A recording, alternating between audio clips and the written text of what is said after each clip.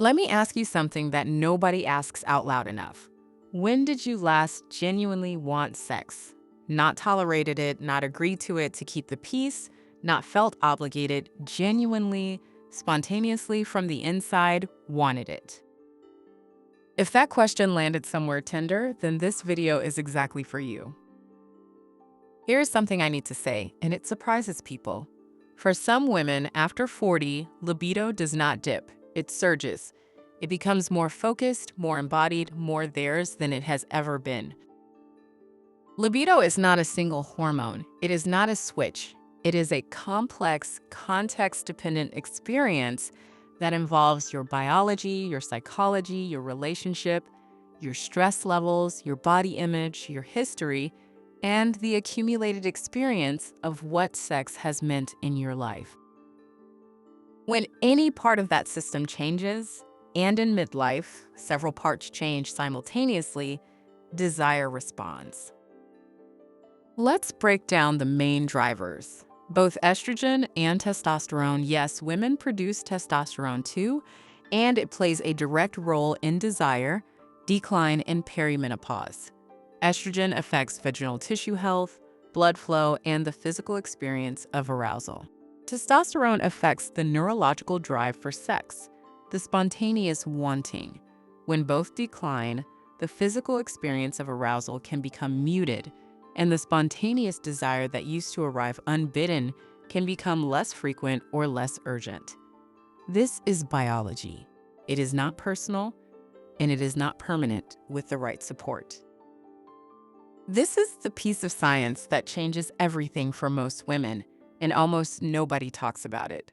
Research by sex therapist Dr. Emily Nagoski distinguishes between two types of desire: spontaneous desire, which arrives without a specific trigger, you're just walking down the street and suddenly interested, and responsive desire, which emerges in response to stimulation, context, and connection. In adolescence, in your 20s, spontaneous desire tends to dominate.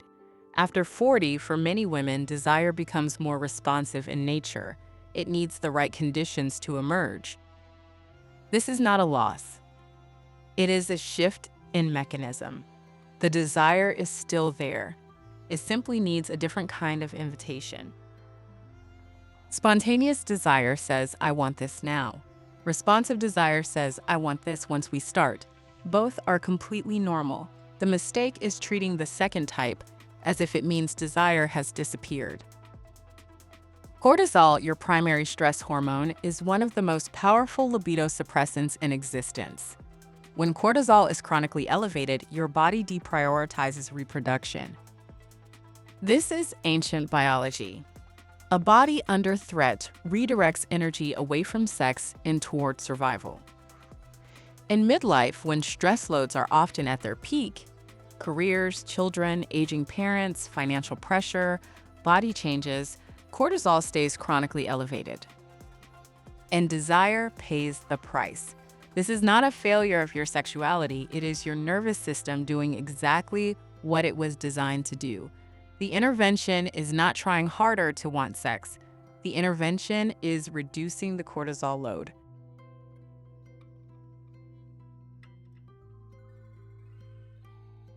This is the one nobody puts in the biology section.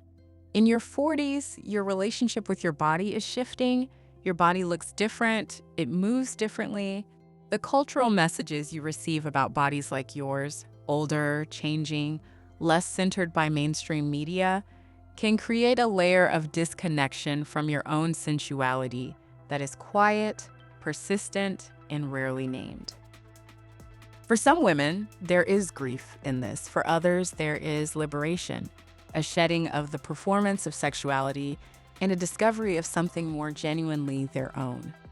Both responses are real. Both deserve space. Here is something I want you to sit with, because most women do not connect these dots. Sleep deprivation is one of the most potent libido suppressants we know of. A single night of poor sleep measurably reduces testosterone levels in women. Chronic sleep deprivation, which is rampant in perimenopausal women because of night sweats, racing thoughts, and disrupted sleep architecture, keeps testosterone suppressed, keeps cortisol elevated, keeps your nervous system in a state of low-grade threat response, and leaves you with none of the psychological or physiological resources that desire requires.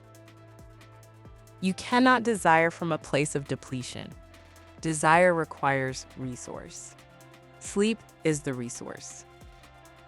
This means that for many women, the most direct path to improving libido is not a supplement, not a conversation with their partner, and not a date night. It is addressing their sleep, specifically addressing the perimenopausal sleep disruption that is stealing the hormonal and neurological foundation that desire needs to exist. Strength training, which we cover in depth in other videos on this channel, improves sleep quality measurably in perimenopausal women. Magnesium glycinate, taken at night, supports both sleep and progesterone function. Managing night sweats through appropriate bedding, room temperature, and potentially discussing local or systemic hormonal support with your doctor directly improves sleep architecture. Every improvement in sleep quality is an indirect investment in your libido. Treat it as such. Fix the sleep. Watch what happens to everything else, including desire. Sleep is not separate from your sexual health. It is foundational to it.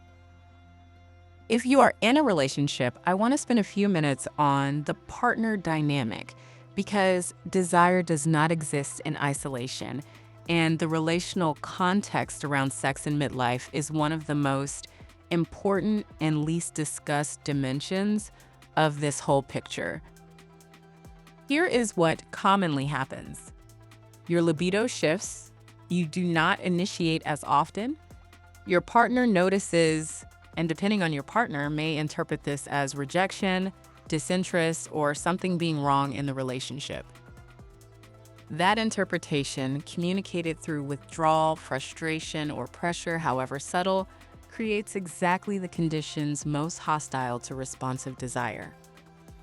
You feel pressured. Pressure is cortisol. Cortisol is the desire killer.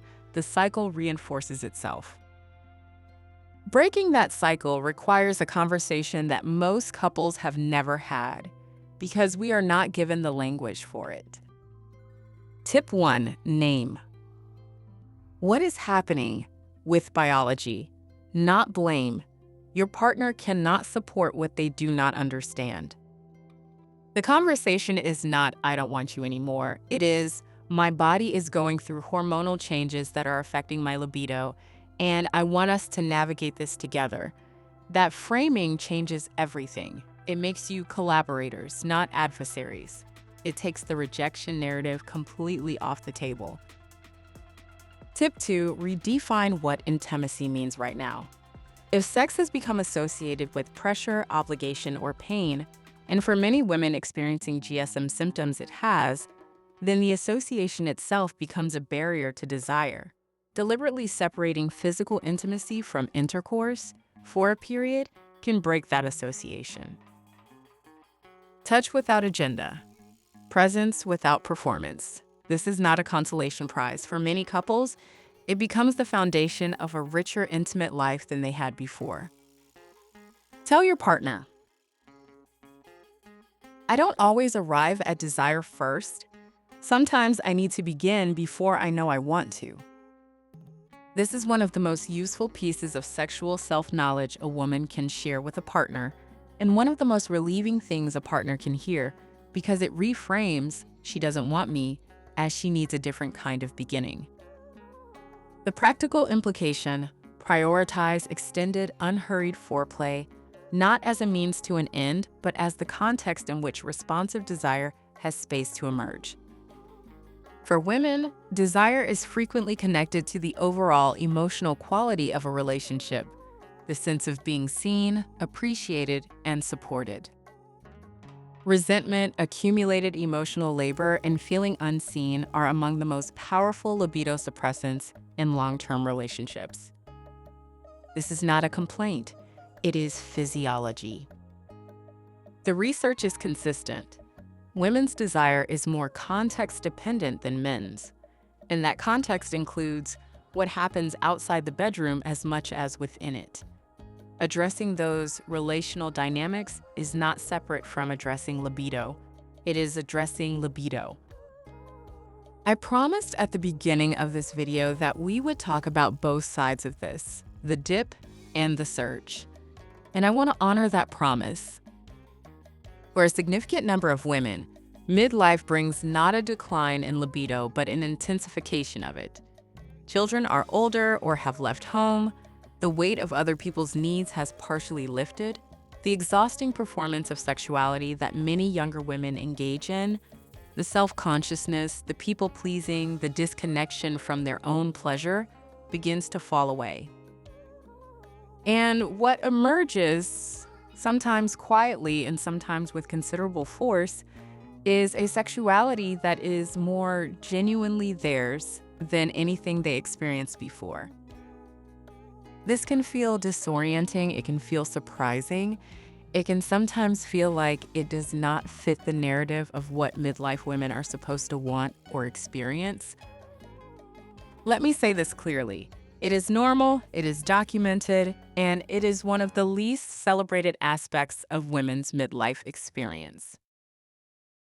Some women discover their most authentic sexuality after 40, not despite the hormonal changes, but partly because of the identity shifts that come with them. That story deserves to be told.